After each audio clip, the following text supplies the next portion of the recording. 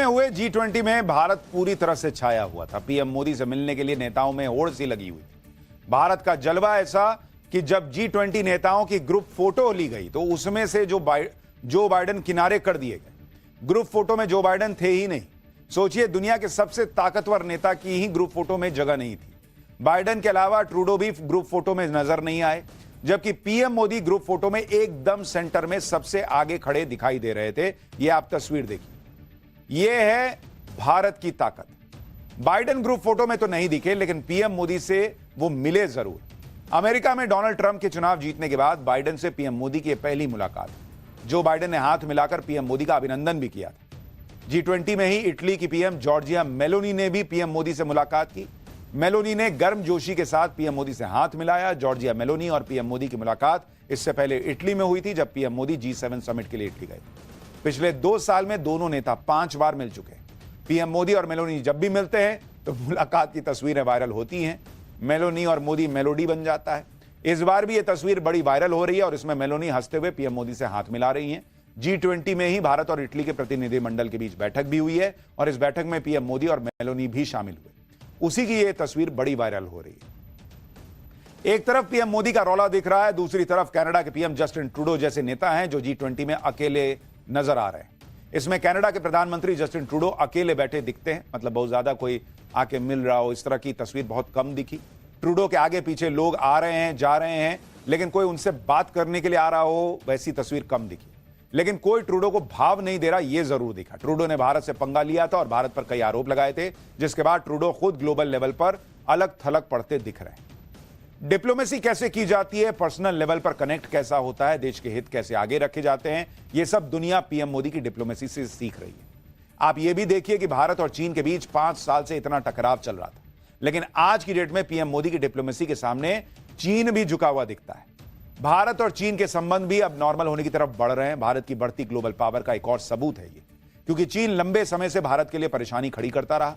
अब चीन को भी समझ आ रहा है कि भारत के साथ झगड़ा करके या संबंध खराब करके उसका ही नुकसान है। दोनों देश सीमा विवाद भी सुलझा रहे हैं और उसके लिए समझौता भी हुआ। सीमा समझौते के बाद दोनों देशों के विदेश मंत्रियों की यह पहली मुलाकात थी, जिसमें आप देख रहे हैं कि एस जयशंकर और चीन के विदेश मंत्री दिख रहे हैं।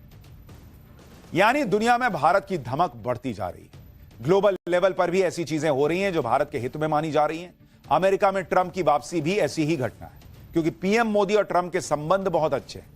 लेकिन मोदी ट्रंप की जोड़ी के लिए जो बाइडेन ने जाते जाते नया संकट खड़ा कर दिया, मिसाइल यूज करने की मंजूरी दे दी।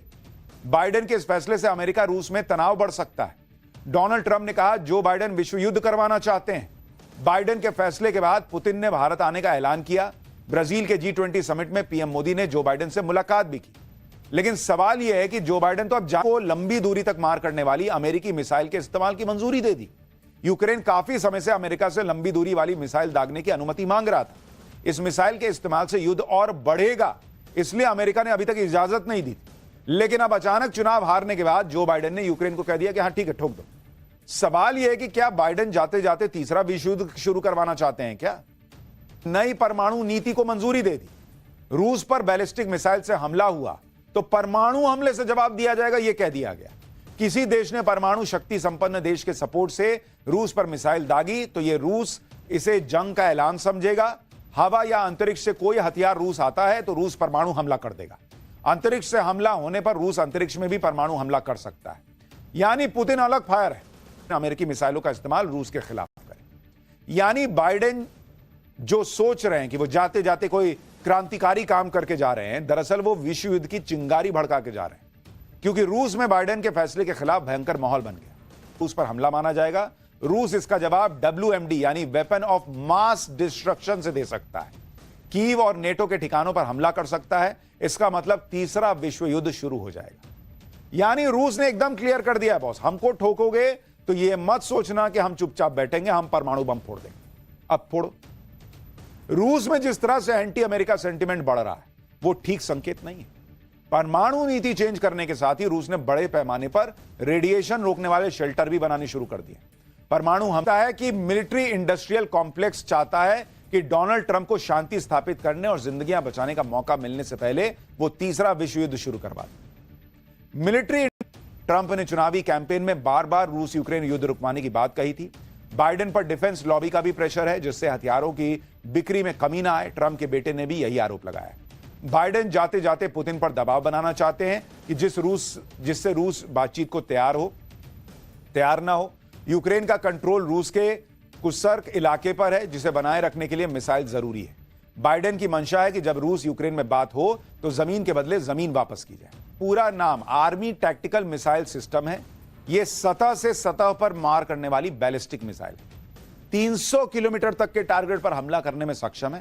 अमेरिकी कंपनी लॉकहीड मार्टिन ने इसे बनाया है। M270 multiple launch rocket system यानी MLRS से दाग सकते हैं इसे। M142 hard mobility artillery rocket system, जिसे HIMARS से भी दागा जाता है। हर मिसाइल की कीमत करीब 12 करोड़ 66 लाख रुपए। एक मिसाइल की कीमत। पानी कैसे स्टोर करना है, सुरक्षित जगहों पर जाकर कैसे जान बचानी है, अपने आसपास के लोगों को अलर्ट करना है, युद्ध रोकने पर सेल्फ डिफेंस कैसे करना है, युद्ध होने पर सेल्फ डिफेंस कैसे करना है। रूस और यूक्रेन की जंग को खुद पुतिन के प्रेस सेक्रेटरी इस बात को मान रहे हैं कि पीएम मोदी के पुतिन के साथ बहुत अच्छे और शानदार रिश्ते हैं। पीएम मोदी के यूक्रेन के साथ भी अच्छे संबंध हैं। पीएम मोदी को युद्ध के बारे में फर्स्ट हैंड इंफॉर्मेशन रहती है, जो बहुत महत्वपूर्ण बात है। इसी की वजह से पीएम मोदी दोनों देशों के बीच हालात को बेहतर कर सकते हैं। और सबसे बड़ी बात यह कि खुद पुतिन भारत आने वाले हैं। हालांकि तारीख अभी फाइनल नहीं हुई है, लेकिन जल्दी ही पुतिन के दौरे की तारीख भी सामने आ जाएगी। पुतिन और पीएम मोदी की मुलाकात होगी और रूस यूक्रेन युद्ध रोकने पर कोई रास्ता निकलने की उम्मीद की जा रही है।